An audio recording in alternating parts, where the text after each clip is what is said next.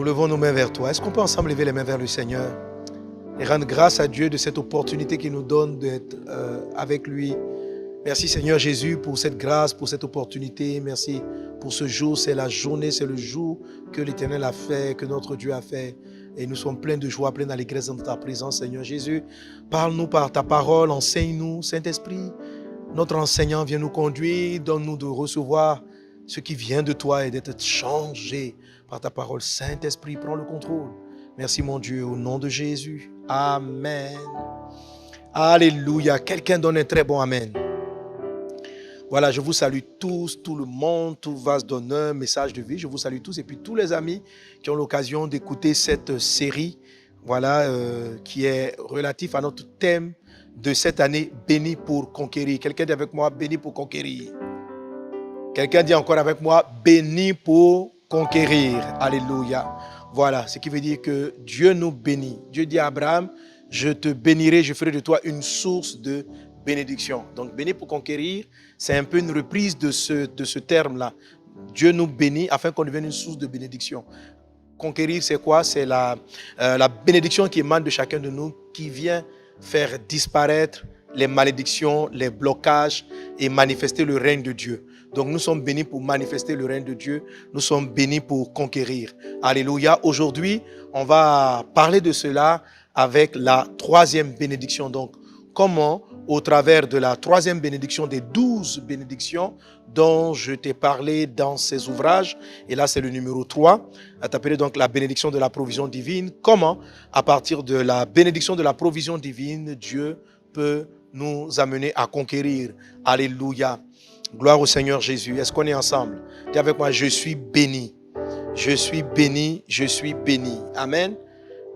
Alors, la troisième bénédiction, la bénédiction numéro 3 se trouve dans le livre de Deutéronome, chapitre 28 au verset 5. Le Seigneur dit là, ta corbeille et ta huche seront bénies. Je reprends, ta corbeille et ta huche seront bénies. Alléluia. Alors, la corbeille et la huche sont des formes donc de paniers ou des ustensiles dans une maison qui reçoivent l'alimentation, qui reçoivent la nourriture. Donc, en disant ta corbeille et ta huche sont bénies, tu es en train de dire que tu ne manqueras pas à manger, tu seras pourvu, Dieu prendra soin de toi, ta maison ne manquera de rien.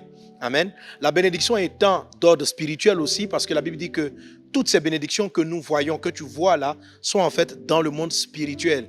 Donc, il est question non pas seulement de la provision de nourriture physique. Jésus a dit, l'homme ne vivra pas seulement de pain, mais de toute parole qui sort de la bouche de Dieu. Il s'agit aussi donc de la provision dans le sens de la parole qui sort de la bouche de Dieu. Tu ne manques pas de parole, tu ne manques pas de consolation, tu ne manques pas de ressources d'alimentation de ton âme, de ton esprit. Dieu pourvoit tes besoins à tous égards. Est-ce qu'on est ensemble?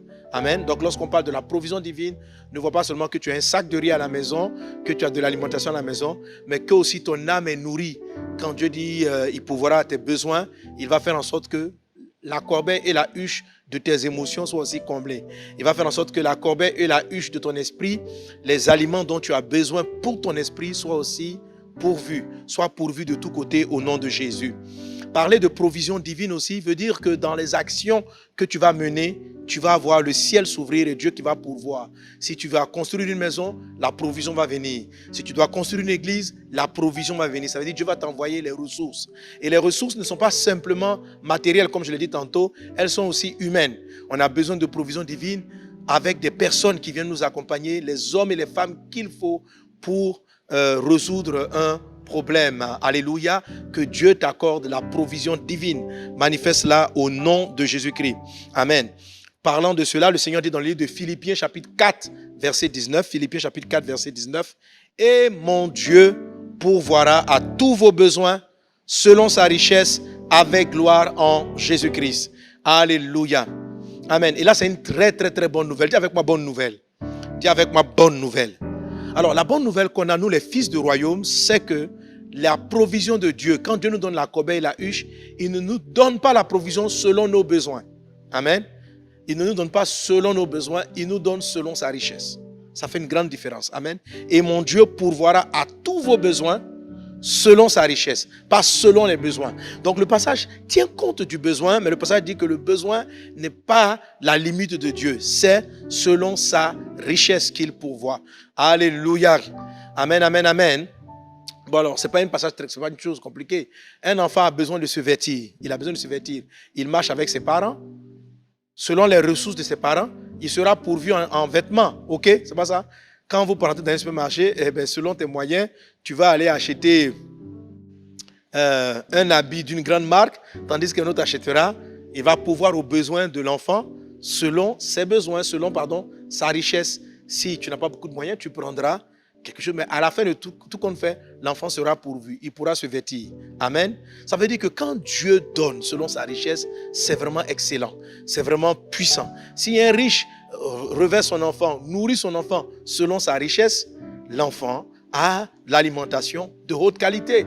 Si quelqu'un n'a pas les moyens, il donne à manger à son enfant selon sa richesse, l'enfant aussi reçoit de la nourriture de la qualité de la fortune de ses parents. Amen. Mais la fortune de ton papa, la fortune qui pourvoit à tes besoins, c'est le haut de gamme, c'est celle du Seigneur Jésus-Christ. Telle est cette bénédiction que Dieu veut que tu manifestes. Dis avec moi, je suis béni au nom de Jésus.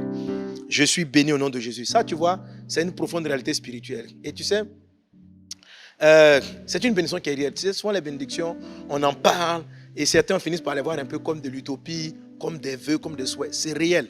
Quand tu regardes, va se donner un message de vie, on vit ce verset-là en live. On vit ce verset-là en live. Voilà.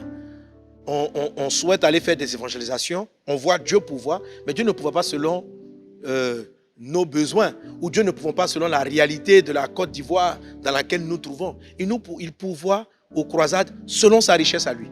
C'est selon sa richesse.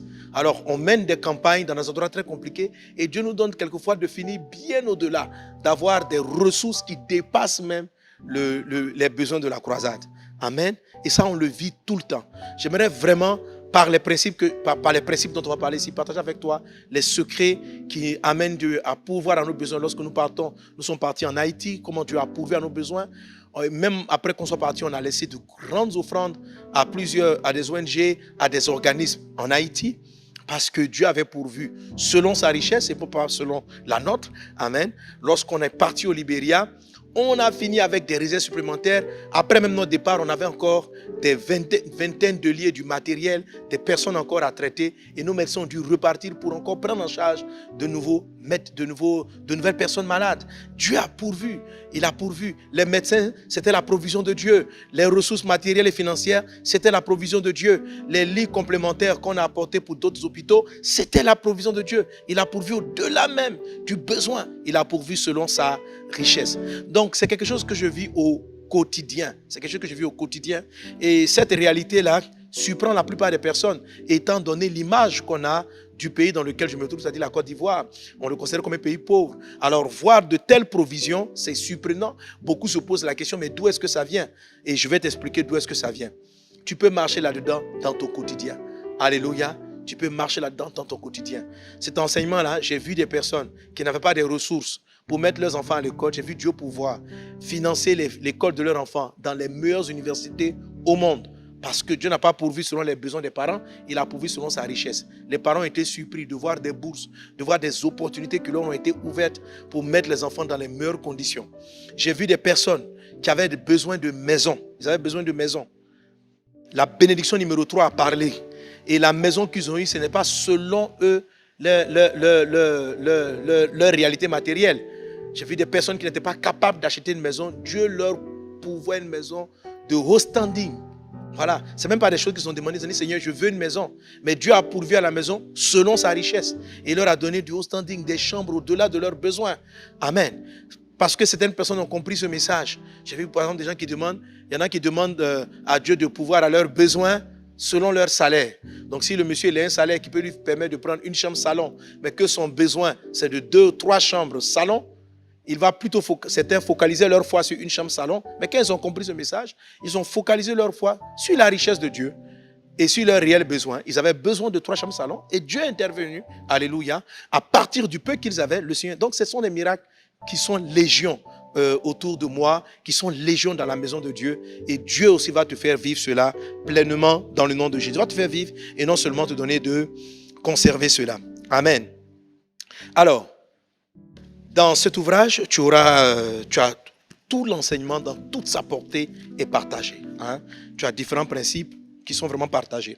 Alors, je vais donc partir sur la base de ce livre, mais je vais l'orienter d'une telle façon qu'il va dans l'esprit de la bénédiction de la conquête. Amen. La façon dont tu vois Dieu pourvoir à vase d'honneur, à message de vie, est étroitement liée à notre esprit de conquête. C'est étroitement lié à notre désir d'obéir à Dieu et d'aller répandre la bonne nouvelle à travers le monde. Si vase d'honneur, message de vie n'était pas engagé dans l'évangélisation, nous n'aurions pas eu une telle dimension de provision. Cela aussi valable pour ta vie. Est-ce qu'on est ensemble? Ok, gloire à Jésus. Donc la provision divine a un circuit qui est très particulier, qui est très spécial, que je te présente ici dans ce livre. Donc vraiment, lis-le, médite-le régulièrement. Tu vas mieux comprendre ce dont je suis en train de parler. Alors donc, je vais ressortir de ce livre pour l'axer dans le sens de la prédication de la bonne nouvelle de Jésus. Est-ce qu'on est ensemble? Quelqu'un donne un bon amen. Alors, je vais t'inviter à lire avec moi. On va lire ensemble Matthieu chapitre 6 à partir du verset 25. Du verset 25 au verset 34. Matthieu, chapitre 6, du verset 25 au verset 34. C'est un passage que l'on connaît tous, mais il est bien de le lire. Nous lisons. C'est pourquoi je vous dis, ne vous inquiétez pas pour votre vie, de ce que vous mangerez, ni pour votre corps, de quoi vous serez vêtus. On lit ensemble, hein? On y va ensemble. La vie n'est-elle pas plus que la nourriture, et le corps plus que le vêtement? Verset 26. Regardez les oiseaux du ciel, ils ne sèment ni ne moissonnent. Ils n'amassent rien dans des greniers et votre Père Céleste les nourrit. Ne valez-vous pas beaucoup plus qu'eux? Qui de vous, par ses inquiétudes, peut ajouter une coudée à la durée de sa vie? Verset 28. Et pourquoi vous inquiétez au sujet du vêtement? Considérez comment croissent les lits des champs. Ils ne travaillent ni ne filent. Cependant, je vous dis que Salomon, même dans toute sa gloire, n'a pas été vêtu comme l'un d'eux. Si Dieu revêt ainsi l'herbe des champs qui existe aujourd'hui et qui demain sera jetée au four, ne vous vêtira-t-il pas à plus forte raison, champ de peu de foi? Ne vous inquiétez donc point et ne dites pas que mangerons-nous, que boirons-nous, de quoi serons-nous vêtus? Verset 32. Car toutes ces choses, ce sont les païens qui les recherchent. Votre Père Céleste sait que vous en avez besoin. Cherchez premièrement le royaume et la justice de Dieu, et toutes ces choses vous seront données par-dessus. Verset 34, ne vous inquiétez donc pas du lendemain, car le lendemain aura soin de lui-même. À chaque jour suffit sa peine. Alléluia. Amen. Quel puissant passage. En fait, toute la clé, tous les secrets de la provision surnaturelle divine sont dans ce passage. Tout ce qu'on explique dans cet ouvrage est dans ce passage. La façon dont Dieu pourvoit à tes besoins selon sa richesse, tous les secrets sont dans ce passage. Et c'est ce passage-là, c'est ce texte-là qu'on vient de lire, qu'on va essayer de décortiquer, qu'on va développer dans ces petites portions. Et tu vas pouvoir le développer davantage avec ton pasteur, avec le pasteur résident dans l'église où tu es. Ok, est-ce qu'on est ensemble? Quelqu'un donne un bon amen. Donc la clé est là. Ok, Jésus a affaire à des personnes, donc aux croyants, qui s'inquiètent comme tout le monde de comment est-ce qu'on va payer le loyer, de comment est-ce qu'on va manger, de comment on va faire ceci. En fait, c'est pourquoi la majorité des habitants de la terre courent jour après jour pour voir à ses besoins. Et Jésus nous dit, il y a une manière de faire qui n'est pas la bonne et il nous montre celle qu'il faut avoir. Note qu'à l'intérieur, il dit gens de peu de foi. Donc la foi intervient à l'intérieur, on va la voir dans nos principes. Et puis Jésus donne la clé principale. Il dit, voilà, si vous voulez que Dieu pourvoie en tant que des chrétiens, notez bien dans le passage qu'il dit, si vous agissez de la sorte, n'agissez pas de la sorte. Ce sont les païens qui raisonnent de la sorte. Vous n'en êtes pas. Vous êtes des enfants de Dieu. Jésus fait ressortir le fait qu'on soit enfant de Dieu. Donc ici, il parle des fils et des filles de Dieu. Vous lui appartenez. Si Dieu s'occupe de l'herbe des champs, à plus forte raison, vous qui êtes ses fils. Jésus marque donc la différence ici entre l'ancienne alliance et la nouvelle alliance. Parce qu'il parle de Salomon qui n'a pas été vêtu mieux que la lie des champs. Malgré sa richesse, Dieu a mieux vêti la lie des champs par rapport à Salomon. Et nous, qui sommes fils de Dieu, Dieu est capable de mieux nous vêtir, de prendre soin de nous. Donc Dieu va te donner des habits, pas en fonction de ton argent, de ton compte en banque, mais il te donnera selon ta richesse. C'est-à-dire que tu seras capable d'être bien habillé, de vivre une vie qui est on ne va pas dire tu vis au-delà de tes besoins. Non, il ne faut pas vivre, il ne faut pas rentrer dans de la convoitise. Ok? Mais Dieu pourvoira à tes besoins selon sa richesse et non selon tes capacités. Qu'il en soit ainsi dans ta vie au nom puissant de Jésus-Christ. Amen. Alors, Jésus dit un élément majeur que nous tous nous connaissons. Cherchez premièrement le royaume et la justice de Dieu. Dis avec moi le royaume. La justice de Dieu. Le royaume. La justice de Dieu. Le royaume. La justice de Dieu. Donc, cherchez premièrement le royaume et la justice de Dieu et toutes ces autres choses vous seront données par-dessus tout. Alléluia. Donc, si un croyant, un chrétien a pour quête principale le royaume de Dieu et la justice de Dieu, Dieu pourvoira à ses besoins selon sa richesse à lui. Ok? Dieu pourvoira à ses besoins. Et c'est là le secret, mon secret personnel, les choses que j'ai découvertes avec le temps.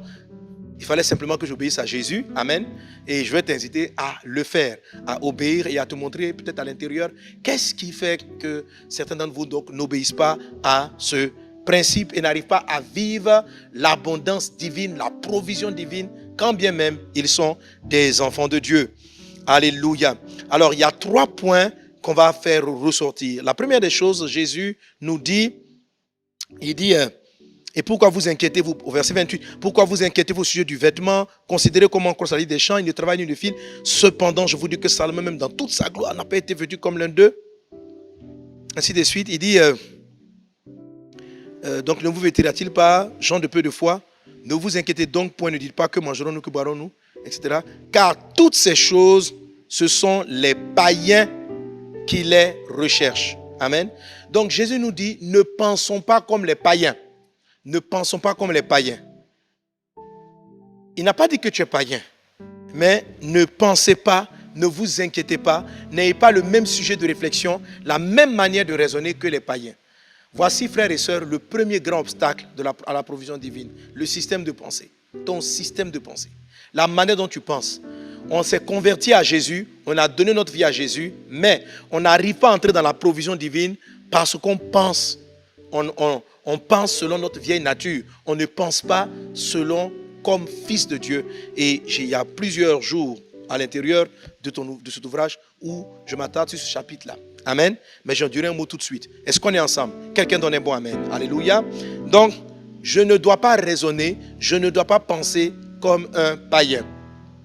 Deuxième chose que je vais développer, et il dit, cherchez premièrement le royaume de Dieu. Je ne dois pas penser comme un païen. 1, 2, je dois chercher quelque chose. Ok? Donc, tu ne peux pas rester inactif, tu ne peux pas rester oisif, tu ne peux pas rester assis chez toi à la maison sans quête. Il y a quelque chose à chercher, il y a des choses à faire. Il ne faut pas simplement dire, bon, je suis un enfant de Dieu, je m'assois là. Non. Pour que Dieu pourvoie à tes besoins selon sa richesse, il y a quelque chose que tu dois faire. Amen. Tu dois avoir une quête. Tu dois chercher. Et la chose que tu dois chercher, tu dois la chercher en priorité. C'est-à-dire, ça ne doit pas être une quête secondaire, tertiaire, ça doit être une quête prioritaire. Beaucoup de croyants ne vivent pas la provision divine parce qu'ils ne font pas ce que Jésus-Christ a recommandé, a dit. Ils ne cherchent pas premièrement. Ils cherchent le royaume de Dieu, mais ils le cherchent deuxièmement, ils le cherchent troisièmement, ils le cherchent quatrièmement, et ça ne fonctionne pas. Quand vous recherchez le royaume de Dieu, secondairement, tertiairement, etc. Il faut le chercher en priorité. Décide aujourd'hui de chercher le royaume de Dieu. Alors, qu'est-ce que Jésus attend que nous cherchions? Ça, je répondrai à cela rapidement. Jésus veut que tu cherches quoi? Quand on dit chercher le royaume de Dieu, tu dois chercher quoi? Amen. On veut me dire, va chercher le livre. Je sais que je vais chercher un ouvrage. Mais je ne peux pas chercher une chose en priorité si je ne sais pas exactement ce que je dois chercher. Alors, que dois-je chercher? Je te répondrai à cela par la grâce de Dieu. Et tu dois faire en sorte que cette quête-là soit prioritaire. Et tu verras que tu vas vivre une vie extraordinaire avec Jésus. Une vie où Dieu pourvoira à tes besoins.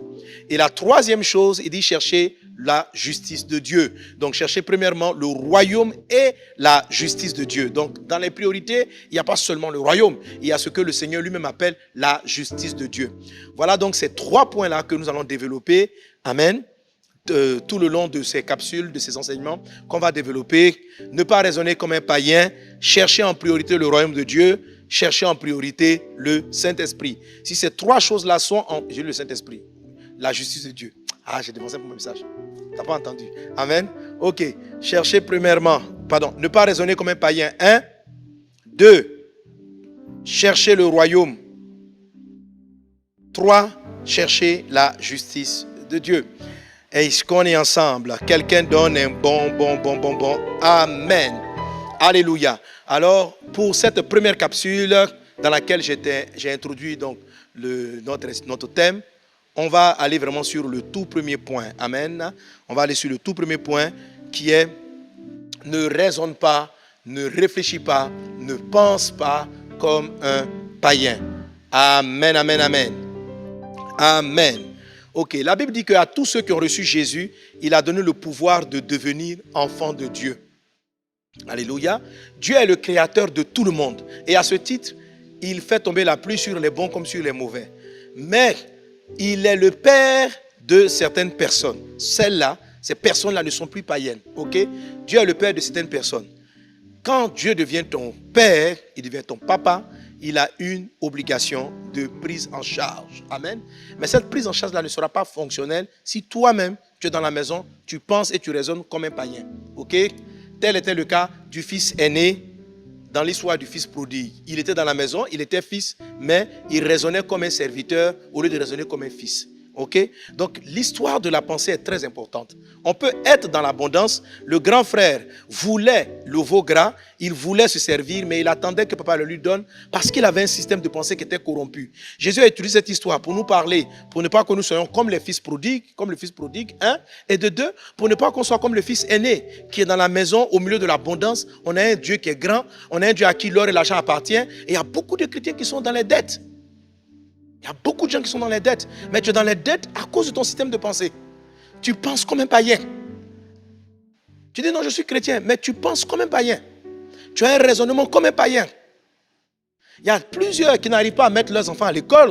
Je te dis, ma soeur, si tu n'arrives pas à mettre ton enfant à l'école, il y a quelque chose dans ton esprit qui ne fonctionne pas comme ça aurait dû.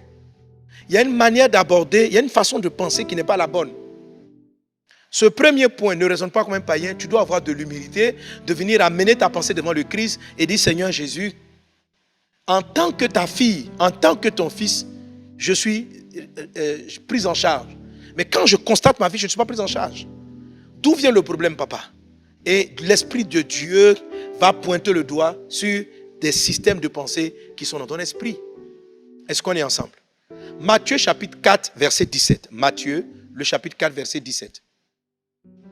Il est dit, la Bible dit, pardon, dès ce moment, Jésus commença à prêcher et à dire, repentez-vous, repentez-vous, car le royaume des cieux est proche.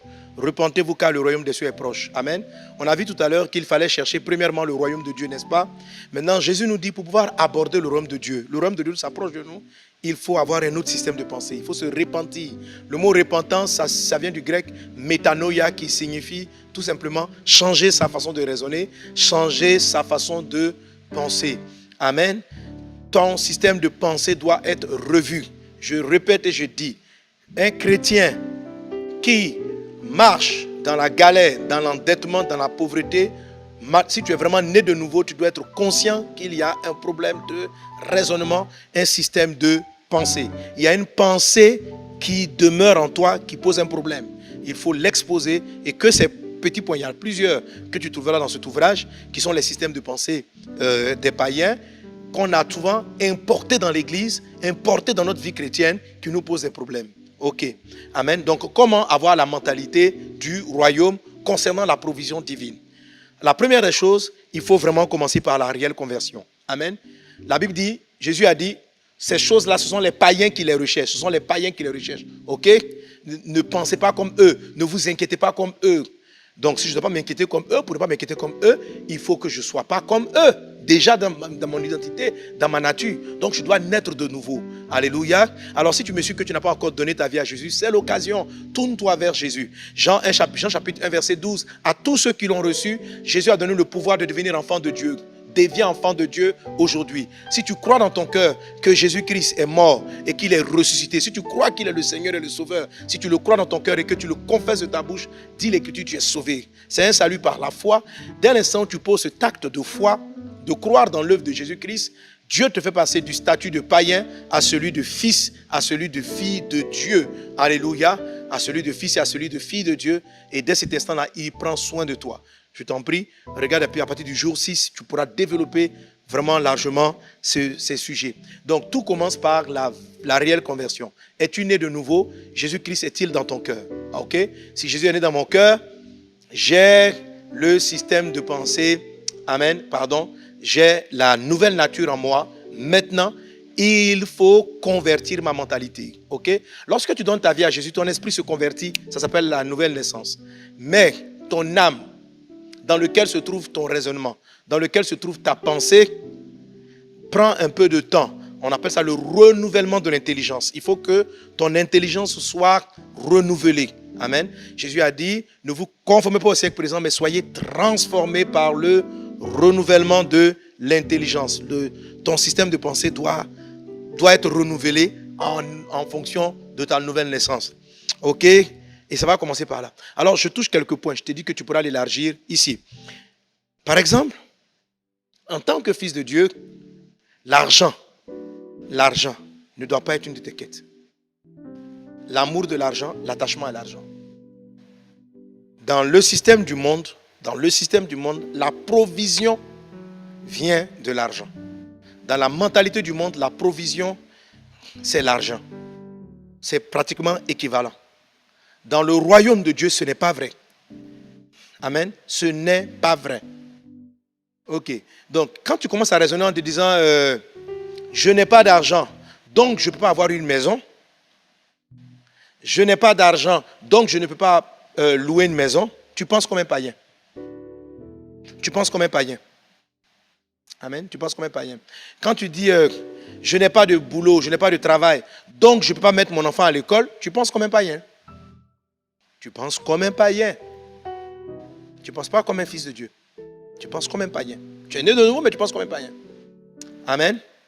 Quand c'est ton salaire qui détermine ta possibilité d'acquérir une maison ou pas, tu penses comme un païen. Quand c'est ton argent, l'argent que tu as, qui détermine si tu vas faire une évangélisation ou pas, tu penses comme un païen. Jésus a dit clairement en Luc chapitre 16, verset 13, il dit ceci, nul serviteur ne peut servir deux maîtres. Car où il haïra l'un et s'attachera à l'autre, ou il s'attachera à l'un et méprisera l'autre. Car où il haïra un, et aimera l'autre, où il s'attachera à l'un et méprisera l'autre. Vous ne pouvez servir Dieu et Mammon. Amen. Ça, c'est la grande bataille. La grande bataille. Voilà. Beaucoup de pasteurs, beaucoup de personnes ne vont pas évangéliser parce que aller évangéliser nécessite beaucoup de ressources. Et comme ressources égale argent, s'il n'y a pas beaucoup d'argent, on n'ira pas évangéliser. On ne pourra pas faire des croisades parce qu'on s'est dit que c'est l'argent qui détermine cela. Et je vous le dis souvent, si nous devions regarder à l'état de nos caisses, tous ces problèmes-là n'auraient jamais eu lieu. Pourtant, le ciel s'est ouvert, on n'a pas fini endetté, on ne doit à personne, Dieu a pourvu à nos besoins. Amen. Pourtant, toujours dans le même esprit d'évangélisation, une année, voulant aller évangéliser, je me suis dit, si je veux évangéliser, je veux gagner les âmes, il me faut de l'argent. J'ai raisonné comme ça. On devait être dans les années 2004-2005. J'ai eu ce raisonnement-là.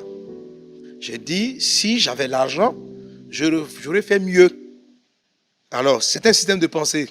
Or, les premières croisades, je partais avec ce que j'avais. À un moment donné, j'ai dit, bon, il me faut chercher plus d'argent pour pouvoir mieux m'organiser.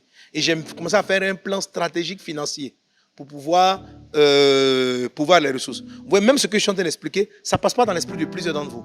Parce qu'en fait, ton esprit est bloqué à ce niveau que provision égale argent, argent égale provision. Provision égale argent, argent égale provision. C'est ça là qui gêne Dieu.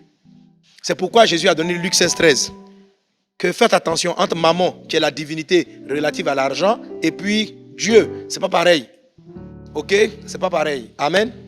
Donc, cette année-là, donc, je pense comme ça, je fais plein de calculs, je fais des stratégies, j'organise des événements pour pouvoir avoir des ressources. Mais mes frères et sœurs, ça va se solder par des dettes. Ça va se solder. Pour la première fois en croisade, nos caisses sont finies au rouge. Nos caisses sont finies endettées et nous avons énormément de problèmes pour pouvoir sortir de cette dette-là. Mais en sortant, j'ai vraiment prié Dieu pour dire, mais d'où venait le problème? Et c'est là qu'il m'a montré que mon système de pensée était corrompu et que je raisonnais comme un païen Je voulais faire l'évangélisation, certes. J'étais en train de chercher le royaume de Dieu, mais avec un raisonnement païen. Ce qui a fait que je suis tombé dans cet endettement. C'est la même chose qui fait que beaucoup sont endettés sur les maisons. Ils ont de grosses dettes, des trucs à payer. Mais aujourd'hui, dans le nom de Jésus, par ta bénédiction numéro 3, tu sors de l'endettement. Tu es béni au nom puissant de Jésus. Je t'en supplie, ne te joue pas les spirituels. Le raisonnement païen peut te suivre très longtemps dans la vie chrétienne et polluer ta bénédiction numéro 3, t'empêcher de vivre la provision divine. Crois la parole. Crois ce dont je te parle. Crois la parole. Ne l'interprète pas différemment. Accepte ce qui est écrit et tu verras que le ciel sera ouvert. Amen, amen, amen. Ok. Donc, il faut dissocier les deux. Quand tu veux faire une demande à Dieu ce dont tu as besoin et non pas l'argent pour honorer ce dont tu as besoin. Ok? Si je veux une maison pour prendre mes 4 enfants, mes 5 enfants, dis Seigneur Jésus, accorde-moi une maison. Il ne faut pas commencer à prier en disant Seigneur Jésus, donne-moi l'argent pour acheter une maison. Arrête ça. Dis Seigneur Jésus, donne-moi la maison. Ok? J'ai besoin d'une maison. Et Dieu te donnera une maison selon sa richesse. Il peut passer par l'argent, comme il peut toucher des cœurs. Ça, c'est ce qu'on fait. Donc, quand on part en croisade, je dis Seigneur, je vais aller évangéliser telle ville. Et Dieu envoie la provision selon sa richesse. Et selon sa richesse, ce sont des personnes. Sa richesse ne donne pas seulement l'argent. Sa richesse envoie l'argent. Sa richesse envoie des hommes. Sa richesse envoie des gens extraordinaires. Je vous disais que lorsqu'on a fini la croisade, on a eu des ressources complémentaires, supplémentaires. Mais on a une équipe médicale qui s'est levée, qui est tellement motivée, qui dit, mais pasteur, nous on est prêts à repartir au Libéria. Ce sont des gens qui ont le cœur pour Dieu. Ce sont des gens extraordinaires. D'où vient ce type de personnes? Comment vous rencontrez ce genre de personnes? C'est la provision divine. C'est Dieu qui a envoyé les ressources. Tu peux avoir l'argent et puis ne pas avoir les bonnes personnes. Tu vas me dépenser. Bon, en tout cas, tu vois ce que je veux dire? C'est-à-dire que demande à Dieu ce dont tu as besoin et non l'argent pour faire ce dont tu as besoin. Parce que tu vas rater la provision selon la richesse de Dieu. Tu auras la provision selon la richesse du monde, selon l'argent. Et pas selon Dieu. Ça donne à des églises de bâtir de grands bâtiments, mais à l'intérieur, les gens sont charnels parce que les ressources de Dieu, ce n'est pas Dieu qui envoie les ressources, c'est maman qui a fourni à leurs ressources, ce n'est pas Dieu. Amen, ce n'est pas Dieu. Ils ont l'argent pour bâtir des entreprises, mais en même temps, ça embauche plein d'escrocs. Ce n'est pas Dieu. Quand Dieu y pourvoit, c'est selon sa richesse. Et il a des gens. La richesse de Dieu, c'est les hommes. La richesse de Dieu, c'est l'argent, peut-être. C'est l'argent, alors l'argent lui appartient. La richesse de Dieu, c'est des personnes. La richesse de Dieu, c'est l'onction. La richesse de Dieu, c'est tout ça. Donc arrêtez de vous focaliser que sur l'argent.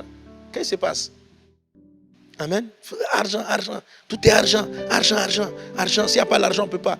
Donc comme il n'y a pas l'argent, on est inquiet. On est inquiet du lendemain parce qu'on n'a pas les ressources. C'est pourquoi il dit ne vous inquiétez pas. Ne raisonnez pas comme des païens. Ne raisonnez pas comme des païens. C'est pourquoi Jésus dit le royaume des cieux est pour ceux qui ressemblent aux enfants. Un petit enfant ne s'inquiète pas pour l'argent. Un enfant, il marche, il regarde son papa. Il ne prend pas l'argent, il regarde un jouet, il dit je veux le jouet. Il dit pas papa je veux l'argent pour acheter le jouet. Il dit je veux un vélo. Il dit pas donne-moi l'argent pour acheter un vélo. Quand un enfant commence à raisonner, donne-moi l'argent pour acheter un vélo, il devient grand. Il sort du statut de petit enfant. Et la Bible dit que le royaume des cieux ne ressemble pas à ces genres de personnes. La Bible dit que le royaume des cieux est pour ceux qui ressemblent aux petits enfants. Alors regarde comment un petit enfant, ça amène le papa à prendre soin de lui. L'enfant ne demande pas l'argent, il exprime un besoin. Et le besoin, papa va chercher comment on va faire. Donc, tant que si dans ton esprit tu arrives à être un enfant de Dieu et tu penses comme un petit enfant, le ciel sera ouvert. Le ciel sera ouvert. Tu vas vivre selon la richesse de Dieu et non selon l'argent que tu as reçu. Bon, j'espère que vous allez comprendre. J'espère que tu vas comprendre au nom de Jésus. Alléluia. Bah, tu souffres avec ça. Tu es fatigué. Ta vie est là. Tu es tout le temps en train de courir après l'argent. Tout le temps, tu es fatigué. Change ta pensée et puis tu vas avancer. Alléluia. Change ta pensée. Il faut croire en la Bible. Il ne faut pas lire la Bible il faut croire à ce qui est écrit. C'est simple. Alléluia. Et ça fonctionne. Sinon, on tombe dans des endettements, on a des complications.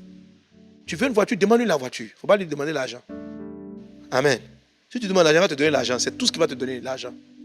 Mais il ne va pas te donner la paix dans la voiture aussi forcément. Amen. Parce que lui, il te donne une voiture selon sa richesse. Tu vas voir ce qui va se passer. Tu auras la sécurité. Tu vas conduire tranquillement. Tu auras des bonnes personnes pour conduire ta voiture. Ta voiture ne va pas crever. Ta voiture ne tombera pas en panne. Ça, c'est selon sa richesse. Toi, tu dis que tu veux l'argent pour acheter la voiture. Est-ce que l'argent peut acheter la sécurité de la voiture? Est-ce que l'argent peut acheter la protection de la voiture? Est-ce que tout le reste, là, ça ne fait pas partie des trésors de Dieu? La paix, la joie, la tranquillité, ça fait partie de ces trésors. Donc, quand il te donne la voiture, il amène un package. Donc, toi, tu demandes l'argent pour acheter la voiture et le reste. Soyez bénis au nom de Jésus. Amen. Ok, gloire à Jésus. Donc, voilà. Amen. Amen. Donc, je voulais juste toucher ces 2 points-là sur ne raisonne pas comme un païen. Mais je t'assure, l'ensemble est très développé dans cet ouvrage. Tu vas voir d'autres systèmes de pensée qui sont des systèmes de païens. Que la grâce et la paix du Seigneur soient avec toi.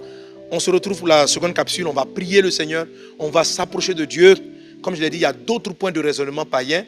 Tu vas, tu lis, tu médites. Mais je dis ça toujours, ça commence vraiment à partir du jour 6 ici. Ok? Et puis tu prends le temps, tu te mets devant la face de Dieu. Père, ôte de moi tout système païen. 1, je me convertis. 2, je retravaille ma mentalité. Que Dieu te garde, que Dieu vous bénisse. Et puis on se retrouve pour la suite. On a 2 autres points à aborder, n'est-ce pas? Soyez bénis. Amen. Challenge 2022, bénir pour conquérir, à la conquête des âmes. Tu es membre de Vase d'honneur. En 2022, emmène une âme à Christ, encadre-la et fais-en un disciple. Tu es boss à Vase d'honneur. Emmène 2 âmes à Christ, faisant des disciples, des boss. Challenge 2022, bénir pour conquérir, c'est maintenant.